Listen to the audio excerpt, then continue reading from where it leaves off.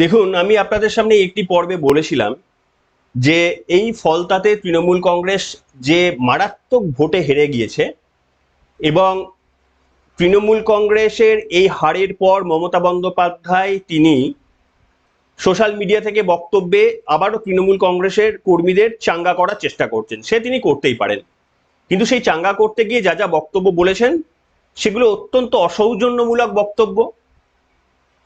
রাজ্যের বর্তমান মুখ্যমন্ত্রী সম্পর্কে তিনি বেশ কিছু কুরুচিকর ইঙ্গিত দিয়েছেন ভারতের প্রধানমন্ত্রীর বিরুদ্ধেও।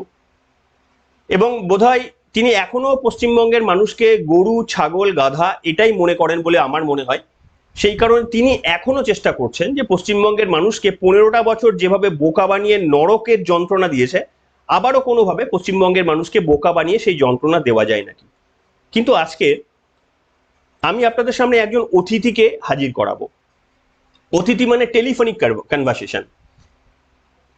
আমার হোয়াটসঅ্যাপ নাম্বারে তিনি তার পরিচয় দিয়ে আমাকে হোয়াটসঅ্যাপ করেছিলেন, প্রথমে একবার কল করেছিলেন।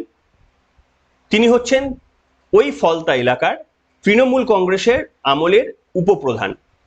তিনি তার ওপর হয়ে চলা অবর্ণনীয় অত্যাচার, আমি প্রথমে তৃণমূল করতেন, তিনি আবার তৃণমূলের বিরুদ্ধেই অভিযোগ জানাচ্ছেন, এইটা শুনে প্রথমে পুরোটা বিশ্বাস করতে চাইনি।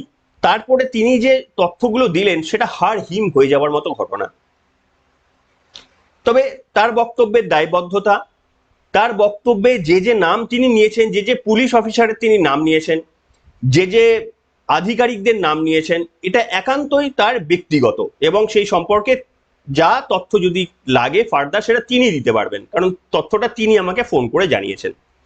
আমি আপনাদের সামনে শুধু শোনাবো যে এমনিতে বিজেপির ধরুন তৃণমূল সম্পর্কে অনেক বক্তব্য থাকতেই পারে, সিপিএম এরও থাকতে পারে, কিন্তু একজন তৃণমূলের নেতা মানে উপপ্রধান, বয়স্ক 60 বছর এই মুহূর্তে তার বয়স, তার ওপর কি অত্যাচার করেছে, তার ওপর কিভাবে এক্সটর্শন হয়েছে, তার পরিবারের তার ছেলের ওপরও কিভাবে অত্যাচার করেছে থানায় নিয়ে গিয়ে, সেই হাড়হিম করা গল্পটা আজকে শোনাবো আপনাদের সামনে। নমস্কার, welcome to simple as ABC. আপনাদের সকলকে স্বাগত জানিয়ে শুরু করছে অত্যন্ত গুরুত্বপূর্ণ একটি পর্ব। ফলতার নির্বাচনের রেজাল্ট আপনারা জেনে গিয়েছেন।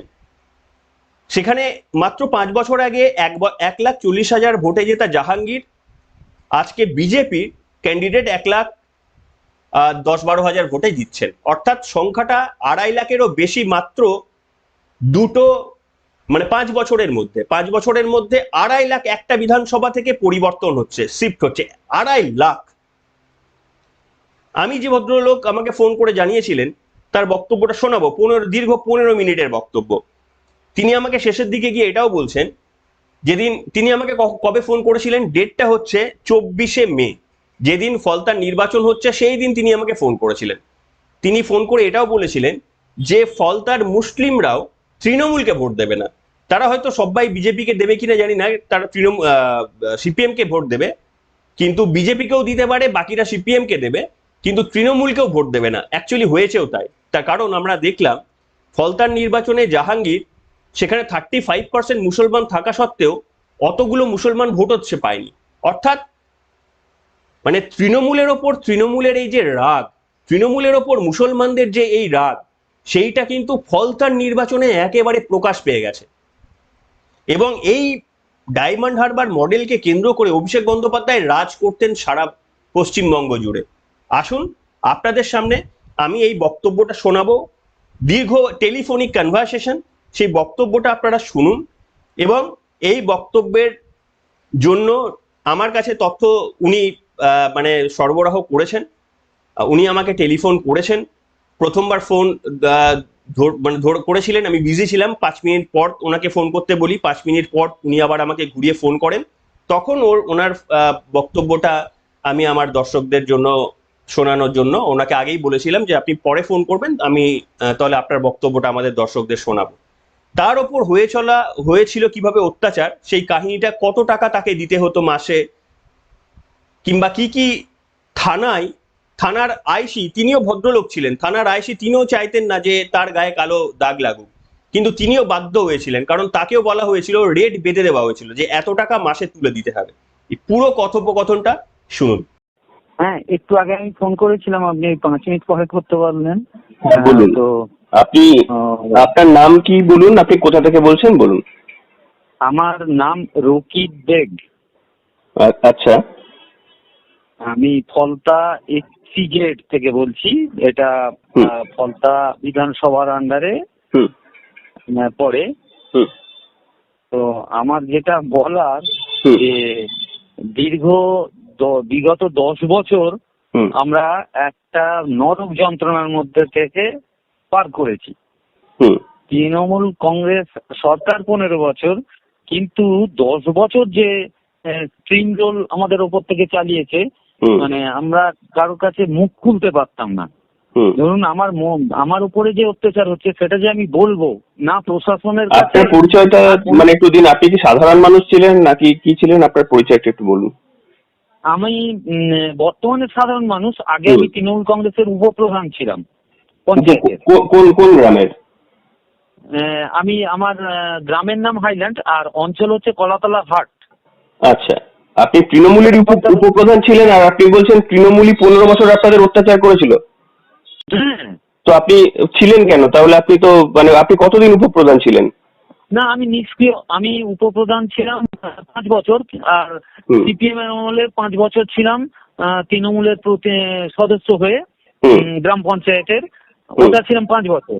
তারপরের 5 বছর হচ্ছে তখনও সিপিএম জামানা, কিন্তু তৃণমূলের আমরা কলাতলা অঞ্চলটা তৃণমূল বোর্ড গঠন করেছিল।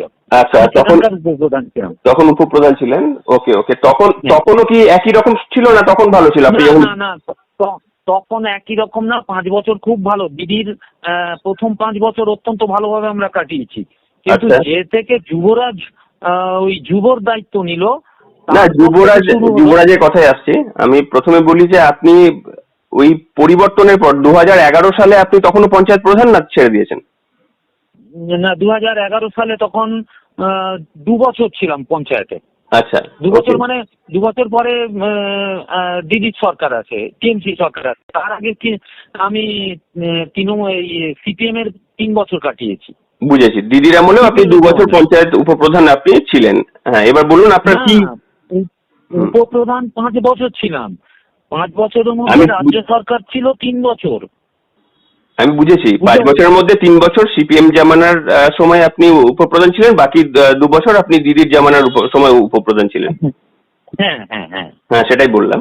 তো আপনি বলুন আপনার কি অত্যাচার সিপিএম, আপনি তৃণমূল করতেন আর তৃণমূলের লোকেরা, তৃণমূলের সরকার আপনাদের উপর কি অত্যাচার করেছে বলে অভিযোগ করছেন, বলুন। যখন প্রথম 5 বছর দিদির খুব ভালোভাবে কাটলো, তখনও আমি পার্টির সঙ্গে যুক্ত। উপপ্রধান পদ যাওয়ার পরেও ছিলাম, অঞ্চল সম্পাদক হিসাবে ছিলাম। তারপরে যখন যুবরাজের জামানা এলো, যুবরাজকে যুবার ওই দায়িত্ব দেওয়া হলো, উনি কি করলেন, প্রত্যেক থানাকে একটা টাকা তোলার ব্যবস্থা করে নির্দেশ দিলেন যে ধরুন ইট ভাটার মালিক, ব্যবসায়ী, তাদের কাছ থেকে আমাদের এখানকার রামনগর থানা, ওই রামনগর থানার আইসি কে বলা হয়েছিল যে আপনাকে 5 লাখ টাকা প্রতি মাসে তুলে দিতে হবে। তো আপনারা জানতেন, এটা জানতেন আপনারা, তাই তো? জানতাম বলতে গেলে আইসি কি করলেন, উনি অত্যন্ত ভদ্র লোক ছিলেন। উনি আমাকে এবং প্রধানকে ডেকে বললেন যে দেখুন আপনাদের পার্টি থেকে এরকম একটা প্রেসার আমার উপরে দেওয়া হচ্ছে। আমি আর 3 বছর আমার চাকরি আছে, আমি কখনো কারোর কাছে হাত পাতিনি, আর এটা এখন ওই যে টাকা হাত পেতে পেতে টাকা তোলা, এটা আমার পক্ষে সম্ভব নয়। আমি কোনো অবৈধ কাজ কখনো করিনি, সম্ভব নয়। যেহেতু আপনাদের দল, আপনারা দেখুন কি করবেন, এটা আপনাদের করতে হবে। তো আমরা তখন ওখানে প্রতিবাদ করলাম যে না, আমাদের পক্ষে, আমরাও এটা মেনে নিতে পারছি না। তো বলার পরে উনি জানিয়ে দিলেন, সম্ভবত কোন থানার আইসি, থানার নামটা একবার বলুন। হ্যাঁ, কার নাম? কোন থানার আইসি ছিলেন উনি? উনি ছিলেন ওই সময়ে কি তুষারকান্তি পাঁজা। হ্যাঁ, তুষারকান্তি পাঁজা আইসি ছিলেন। আচ্ছা আচ্ছা। না, থানার নাম বলছি, আমি বলছি থানার নাম বলছি। থানার নাম রামনগর থানা। রামনগর থানা, বলুন এরপর। তো উনি ওরকম বলা, আমরা যখন ওনাকে জানালাম যে এটা আমরা সাপোর্ট করিনি বা আমরা কোনোভাবে মেনে নিতে পারবো না, উনি জানিয়ে দেওয়ার পরে জেলা পরিষদের যে সহসভাপতি মানবেন্দ্র মন্ডল, হুম উনি ছিলেন জেলা পরিষদের সভাপতি প্লাস হচ্ছে ফলতার যুবর সভাপতি। হুম ওই সময় যুবর সভাপতি ছিলেন। হুম উনি এলেন। ওটা ওই প্রথম যে আইসি আমাদেরকে প্রস্তাব দিলেন তার মাস 2 পরে, 2 থেকে 3 মাস পরে হুম উনি আমাদের এখানে একটা হোটেলে এসে আমাদের দুজনকে ডাকলেন। হুম গিয়ে একই প্রস্তাব যে এখান থেকে 5 লাখ টাকা মাসে তুলে দিতে হবে এবং সেটা আপনাদের করতে হবে। আমরা দৃঢ়ভাবে বললাম যে না, এটা কোনোভাবে আমরা মানতে পারছি না। হুম সেই থেকে হয়ে গেলাম আমরা দুজনেই ওই অভিষেকের যে পিএ সুমিত বলে, হুম সম্ভবত সুমিতই এটা করেছে, কেন ওনার কথাবার্তাতেও বুঝেছিলাম। হুম তা, আমরা হয়ে গেলাম শত্রু। আমাকে হুম 2019 সালে হঠাৎ করে থানা থেকে ডাকা হয় হুম এবং আমি থানাতে যাইও হুম। বেলা ওই 3টে নাগাদ। হুম যাওয়ার পরে আমাকে আটকে দেওয়া হয় থানাতে। আটকে আইসি তৎকালীন এসডিপিও মিথুন দে হুম আমাকে আইসি বলেন, ওই সময় আইসি ছিলেন অভিজিৎ হাই। হুম আইসি আমাকে বলেন যে আপনার সঙ্গে সাহেব দেখা করবেন, এসডিপিও সাহেব আপনার সঙ্গে কথা বলতে চান। হুম এবং এসডিপিও এসে আমাকে বলছে যে তোকে তমনাথ ঘোষ, মানে তৎকালীন এমএলএ, হুম। উনি মারা গেছেন। কোথাকার এমএলএ উনি ছিলেন? উনি ফলতার এমএলএ ছিলেন। ফলতার এমএলএ ছিলেন। আচ্ছা, উনি সিপিএম এর? না না, উনি টিএমসি। আচ্ছা, প্রথম প্রথম ওই দিদি যখন আসেন তখন তমনাথ ঘোষ ছিলেন এমএলএ? হ্যাঁ, তমনাথ ঘোষ 4 বারের এমএলএ। তার 4 বারের মধ্যে 1 বার কংগ্রেস এবং 3 বার উনি টিএমসি। ওকে, ঠিক আছে। তো ওই আপনাকে এসডিপিও কি বলে? এসডিপিও কি বলেন? এসডিপিও বলছেন যে তোমাকে তমনাথ ঘোষ বিজেপি করতে বলেছে, এইটা তুমি বলো। এবং ওটা মোবাইলে রেকর্ড করা হচ্ছিল। আমার মনে হচ্ছিল যে ওটা কোথাও উনি পাঠাচ্ছিলেন, লাইভ দেখাচ্ছিলেন। হুম তো শুনুন কিরকম অত্যাচার। আমাকে বারবার বলছে যে তোমাকে বলেছে তমনাথ ঘোষ বিজেপি করতে, এটা বলো। তখনো পর্যন্ত কিন্তু আমি বিজেপি করিনি, বিজেপিকে তখনো পর্যন্ত আমি ভোট দিইনি। তো আমাকে দেয়ালে দাঁড় করালেন, হাত লম্বা করে দাঁড় করালেন। ওনার দুটো বডিগার্ড এসে দুদিকে হাত চেপে ধরলো আর পেছনে পেছনে করে অন্তত 15-16 ঘা ওই বেতের মোটা বাড়ি দিয়ে। আমার বয়স ওই সময়ে ছিল, আজ থেকে ওটা 5 বছর আগে হয়েছে, প্রায় 54 বছর। আচ্ছা, মানে এখন আমি 59। এবং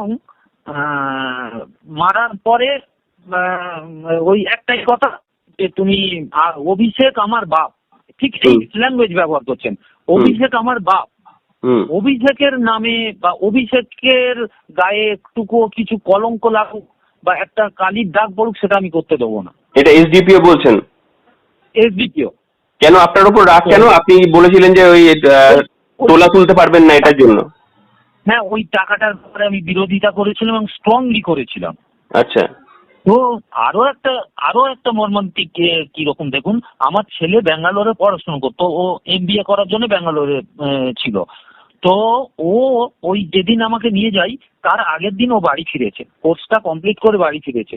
তো আমাকে দেখেছে আমি যাচ্ছি, ছেলে বলল যে বাবা আমিও যাবো তোমার সঙ্গে। ওকেও আটকে দিয়েছে। ওকে আটকে শুধু মারা না, মেঝেতে বসিয়ে দিয়ে পায়ের ওপরে পা লম্বা করে দিয়ে পায়ের ওপরে একজন চেপে আছে এবং ওর বুকে বুকে করে ওই লাথি মেরেছে এসডিপিও। আচ্ছা, কল্পনা করুন একটা বাবার সামনে তার ওই 23-24 বছরের ছেলেকে এইভাবে অত্যাচার। থানায় ওটা থানার মধ্যেই, থানার মধ্যে এবং আইসি থাকাই। আর শুধু আইসি, এই একটা আইসি নয়, আর এটা এসডিপিও নিজে করছেন? এটা এসডিপিও নিজে করছে, মিথুন দে। ওকে। এবারে মানে আমরা তো তখন অসহায়। তারপরে ওই সময় জাহাঙ্গীর দায়িত্ব পেয়ে গেছে, ওই মানবেন্দ্র ঘোষকে সরিয়ে দিয়ে এই মানবেন্দ্র মন্ডলকে সরিয়ে দিয়ে তখন যুবর দায়িত্ব পেয়ে গেছে জাহাঙ্গীর। তখন অত্যাচারটা আরো বেশি প্রকট আকারে নিয়েছে। এবারে আমি ওখান থেকে ছাড়া পেতাম না। আমাকে বলা হচ্ছে যে তোকে কেস বা ওই গাঁজা কেস এই ধরনের কেসে একটা ফাঁসাবো, তুমি যাবে কি তোমার ছেলে যাবে, তোমরা ঠিক করে নাও। তো আমি তখন বললাম যে যেহেতু আমার বয়স হয়েছে যে আমি আমার নামে কেস দিন, কেননা ছেলে তখন ফ্রেশ, ও কোনো কিছু রাজনীতি বা কোনো কিছুতেই জড়িত নয়। এখানকার লোকেরাও ওকে তখন ছোটবেলা থেকে বাইরে বাইরে পড়াশোনা করেছে। তো তখন আমার এক ভাগনা, ও এখন ওই কর্নেল, ভারতীয় আর্মি। তো ওকে বাড়ি থেকে ফোন করে জানিয়েছে, ও এসপি বা ডিএম এদেরকে বারবার বলার পরে এই রাত 3টের সময় আমাকে ছাড়ে ওখান থেকে। আচ্ছা, কেস দেয়নি আপনার নামে তখন? কেস দেয়নি। কোনো রফা হয়েছিল যে আপনাকে আর তৃণমূল করা যাবে না কিংবা আপনাকে টাকা তুলে দিতে হবে? কি বেসিসে ছেড়েছিল? আপনার এটা সম্পূর্ণ আপনার বক্তব্য, তো কি বেসিসে আপনার বক্তব্যে কিভাবে ছেড়েছিল ওরা? আমার যেটা মনে হচ্ছে যে ওই ভাগনা, ও তো বেশ বড় ধরনের পদে আছে, ও সেনা পদক পেয়েছে, ওই ভাগনার জন্যই ছেড়ে দিয়েছে, মানে ছাড়তো না। আচ্ছা, এনিওয়ে, তারপর থেকে আপনি কি করেন? তারপর থেকে আপনি তৃণমূল করতেন না? মানে একদম আমি ওই আমার তৃণমূলের যে নেতৃত্ব ছিল ওদের কাছে বলেই দিয়েছিলাম যে সত্যিকারে আমি খুব সৎভাবে চলি। তো আমি ওদেরকে বলে দিয়েছিলাম যে আমাকে আর কোনো পার্টির মিটিং এ বা কোনো কিছুতে ডাকবে না। কিন্তু হতো কি, আমার এই যেহেতু জমি জায়গা সব ওই জোনে গেছে, সেই জন্য ওই এসি গেটে আমি প্রফেশনালি একটা কমার্শিয়াল আর্টিস্ট, তো ওই আঁকাঝোঁকার কাজ, লেখাজোখার কাজ করতাম। সেই সূত্রে একটা কোম্পানির সঙ্গে আমার যোগাযোগ হয়, সেখানে আমি কিছু লেবার ওই সাপ্লাই দিতাম। আচ্ছা, ওই বিষয়টাই পরে যাই। একসঙ্গে এতগুলো বিষয় আলোচনা করা যাবে না। আমার বক্তব্য হচ্ছে, আপনি যে কথাগুলো বললেন, এই কথাগুলো অনেক নাম আপনি বললেন। এই নামের মধ্যে যদি কেউ চান যে তারাও তাদের কোনো বক্তব্য রয়েছে আমাকে জানাবে, তারা আমার হোয়াটসঅ্যাপ নাম্বারে, যেটা আমাদের চ্যানেলে মাঝে মাঝেই প্রচার করা হয়, সেখানে জানাতে পারেন। এটা প্রথম। দ্বিতীয়ত হচ্ছে, এখন তো আজকে মানে এমনি তো পট পরিবর্তন হয়ে গেছে, এখন সরকার ক্ষমতার পরিবর্তন হয়ে গেছে। আর দ্বিতীয়ত, আপনার সঙ্গে যেদিন কথা হচ্ছে সেদিন হচ্ছে ফলতার রেজাল্ট, সেই রেজাল্টের মধ্যেখানে ব্যাপক মার্জিনে জিতছে বিজেপি। তো আপনাদের এই মুহূর্তে গোটা সরকারেও পরিবর্তন, ফলতার এতেও পরিবর্তন, জাহাঙ্গীর নিজেও সে এখন মানচিত্রে নেই। তো এইখানে আপনার এই হয়ে যাওয়া ঘটনার জন্য আপনি কি পুলিশের দ্বারস্থ হয়েছেন বা হবেন বলে মনে করছেন? অবশ্যই হব, এবং আমি মিঠুন দেকে অলরেডি আমি একটা উকিলের সঙ্গে কথাবার্তা বলেছি। মিঠুন দে তো বলে রেখেছি। হ্যাঁ, মিঠুন নামটা একবার বলুন। মিঠুন দে? মিঠুন, মিঠুন, ওকে, মিঠুন দে। ওনাকে পরবর্তীকালে এতে পাঠানো হয়, মেদিনীপুরে শুভেন্দু বাবু যেখান থেকে দাঁড়িয়েছিলেন ওখানকার এসপি ডিএসপি করা হয়। এখন শুনছি উনি খড়গপুরের রেলের কোনো একটা দায়িত্বে আছেন। ওকে। আমি খোঁজ খবর চালাচ্ছি। এবারে আরো একটুখানি বলার আছে, ওই যে ওইটা তো বড় টাকার ব্যাপার হলো, ওই যে বড় টাকা তোলার ব্যাপার হলো। এবারে কি হলো, আমার উপরে এলো যে যেহেতু আমি ব্যবসা করি, আমাকে প্রতি 12 মাস ধরুন আমি ব্যবসা করছি, 1 মাসের টাকা পাঠিয়ে দিতে হবে।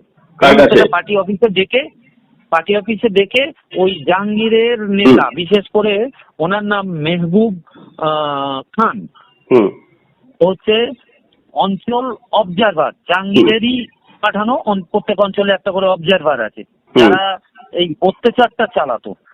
তো আমাকে মারধর করা হয়নি, কিন্তু টাকার প্রেসার দেওয়া হয়েছে। প্রথমে বলা হয়েছিল যে আপনাকে 12 মাসের মধ্যে 1 মাসের টাকাটা, আমি ধরুন 70,000 টাকা মাসে আমার ব্যবসায়িক ভাবে ইনকাম করি, 70,000 টাকাটা আমাকে দিয়ে দিতে হবে, বাকি 11 মাসের টাকা আমি পাবো। ওটা আমি অনেক রিকোয়েস্ট করে ওনাদের বললাম। প্রথমে চেয়েছিল তো বিশাল 30,000 টাকা মাসে দিতে হবে। তো আমি বললাম আমার 70,000 টাকা মাসে ইনকাম, আমি 30,000 টাকা আমার পক্ষে দেওয়া সম্ভব নয়। তখন বলছে, জাহাঙ্গীর নিজে বলছে যে কোনো একটা প্রুফ দেখাতে হবে। তো প্রুফ কি, আমার গত 3 বছরের আইটি ফাইল ডিটেলস দিতে হয়েছে। ওইটা কমে হয়ে গেল কি, ওর ধারণা ছিল যে আমি 3 লাখ টাকা মাসে ইনকাম করি। ও বলছে যে তোমার ইনকাম 3 লাখ টাকা, কিন্তু অ্যাকচুয়ালি আমার ইনকাম তখন 60 থেকে 65,000 টাকা। তো যখন আমি ওই প্রুফ গুলো একদম হার্ড কপি আমাকে দিতে হয়েছে, তারপরে আপনাকে ওটা হলো যে 12 মাসের 1 মাস আপনাকে দিয়ে দিতে হবে। হ্যাঁ, তো হুম। সেইটা কমে হলো যে 20,000 টাকা। যখন আমি ওই ট্যুরটা দেখালাম তখন হুম। আমাকে বললো যে ওটা 20,000 টাকা বছরে, মানে একেবারে লাফিয়ে বিশাল কমে এলো 20,000 টাকা বছরে। আচ্ছা। ওটাতে আমি রাজি হয়ে গেলাম। হুম। 20,000 টাকাটা একবারে 20,000 টাকা নয়, বিভিন্ন প্রোগ্রাম, ধরুন এই স্বাস্থ্য যে ক্যাম্প হতো, বা পার্টির জন্মদিন, হুম। জানুয়ারি, 21শে জুলাই, 15ই আগস্ট, বুঝেছি। মানে যা যা প্রোগ্রাম হবে সব প্রোগ্রামে দিতে হবে। সেইটা হুম। দিতে গিয়ে দেখা যাচ্ছে আমার বছরে 50,000 টাকা হয়ে যাচ্ছে। আচ্ছা। লাস্ট এই ভোটের আগের দিন, হুম। যেদিন ভোট হলো তার হুম। আগের দিন আমার কাছে চাওয়া হলো 30,000 টাকা দিতে হবে। আচ্ছা। তো আমি বললাম এই সেইটা ভোটের আগের দিন বলতে আমার কাছে এখনো শূন্য। প্রথম দফার ভোটের আগে? হ্যাঁ, এই যে 29 তারিখের ভোট। মানে দ্বিতীয় দফা? হুম। না, দ্বিতীয় দফা তো এই এবারে হলো এই 21 তারিখে। আর এর আগে যে 29 তারিখ প্রথম দফা, দ্বিতীয় দফা, হ্যাঁ ওটাও দ্বিতীয় দফা। হ্যাঁ হ্যাঁ, হুম। মানে এটা তো পুনর্নির্বাচন। তো তখন চা হলো 30,000 টাকা। তো হুম। আমার কাছে তখন একেবারে টাকা ছিল না। আমাকে এইরকম হুমকি দেওয়া হচ্ছে যে ধার দেনা করে হলেও দ্বিতীয় দফার আগে যখন যখন এই আহ, আপনার এত কড়াকড়ি হচ্ছে তার মধ্যেও আপনাদের কাছে টাকা চাওয়ার তখনও জাহাঙ্গীর ইনফর্ম, তখনও চাইছে আপনার কাছে টাকা তখনও? হ্যাঁ, আচ্ছা। ওকে। ওরা ধরে নিয়েছিল, ওরা জাহাঙ্গীর ধরে নিয়েছিল যে যে কোনো প্রকারে ও জিতবেই। হুম। আর যদি এই পুনর্নির্বাচন না হতো জাহাঙ্গীর জিতবে। আর এখন দেখবেন ও 10% ভোটও পাবে না। আচ্ছা, জাহাঙ্গীর এখন কোথায় আছে? হয়ে যেতে পারে। জাহাঙ্গীর এখন কোথায় আছে? জাহাঙ্গীর এখন শুনছি ওর বাড়িতে আছে। মানে এলাকাতেই আছে তো? এলাকা বলতে গেলে ও, আমার তো ফলতা প্রপার ফলতার কাছেই বাড়ি আমার। হুম। আর এখান থেকে প্রায় 6 কিলোমিটার দূরে ওর বাড়ি। আচ্ছা, সেটাও আর মেন ফলতার মধ্যে পড়ে? ফলতা ফলতা ব্লক পড়ে। হুম। আমার ব্লক কিন্তু ডায়মন্ড হারবার 2, আমরা একেবারে বর্ডারে আছি। হুম। হুম। হুম। হুম। না, কিন্তু ঠিক আছে, বুঝতে বিধানসভায় পেরেছি। আমরা আছি বুঝতে পেরেছি।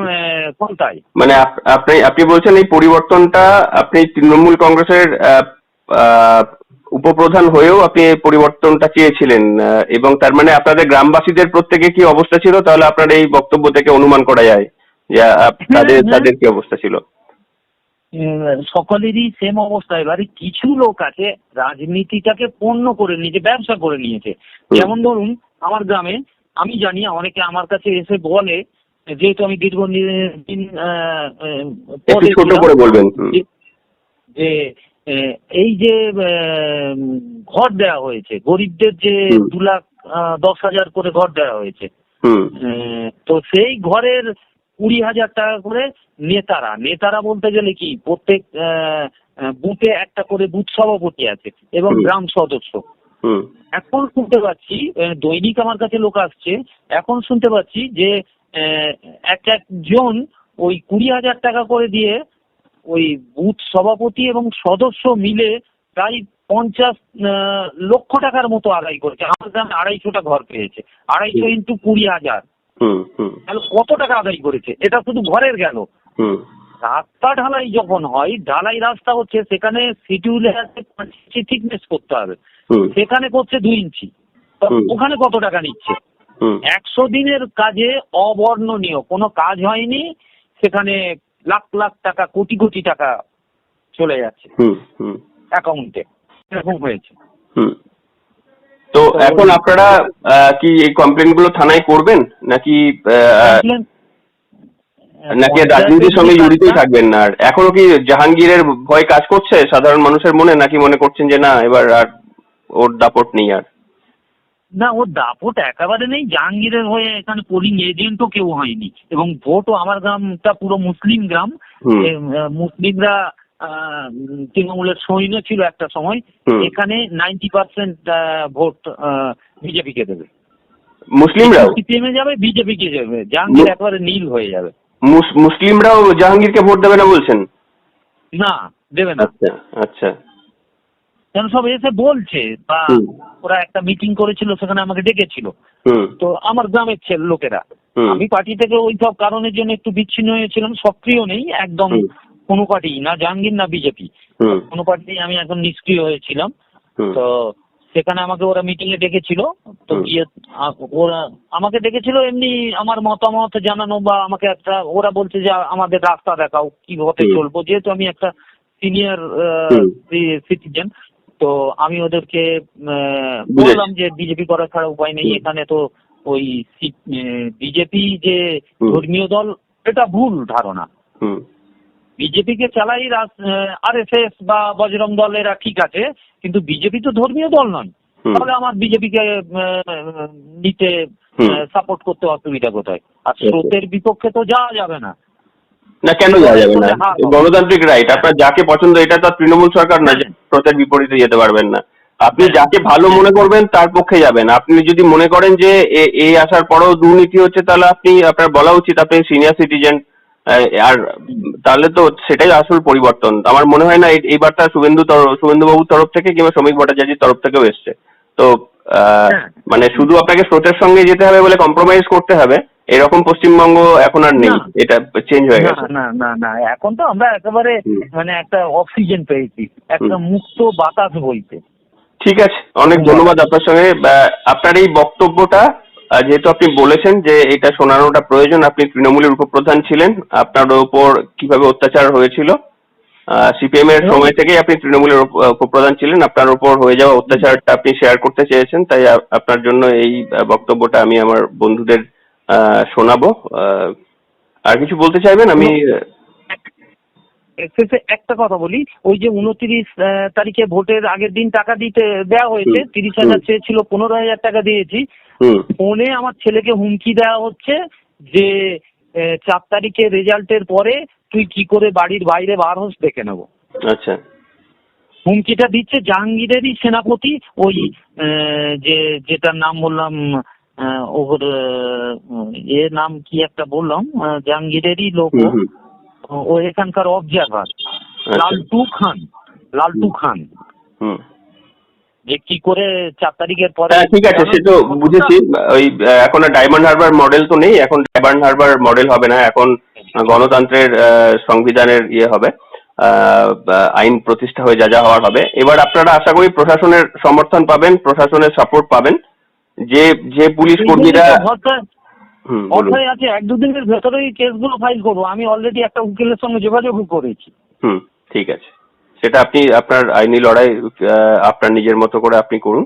এনিওয়ে, আপনাকে অসংখ্য ধন্যবাদ। এটা বাকিদেরও শোনানো, আপনি বললেন যেহেতু বাকিদেরও হয়তো শোনানোটা প্রয়োজন, যে উপপ্রধান হয়ে আপনাদের উপর যদি এরকম চলে, তৃণমূলের নেতা হয়েও যদি আপনাদের উপর এরকম চলতে পারে, তাহলে সাধারণ মানুষের সেখানে পরিস্থিতি কি ছিল, সেটার জন্যই এটা একটা মানে বার্তা। সব অনেকেই বুঝতে পারবেন যারা ফলতার বাইরে থাকে, যদিও গোটা পশ্চিমবঙ্গেও কোথাও না কোথাও এরকম ফলতার মতো পকেট ছিল সব জায়গাতে।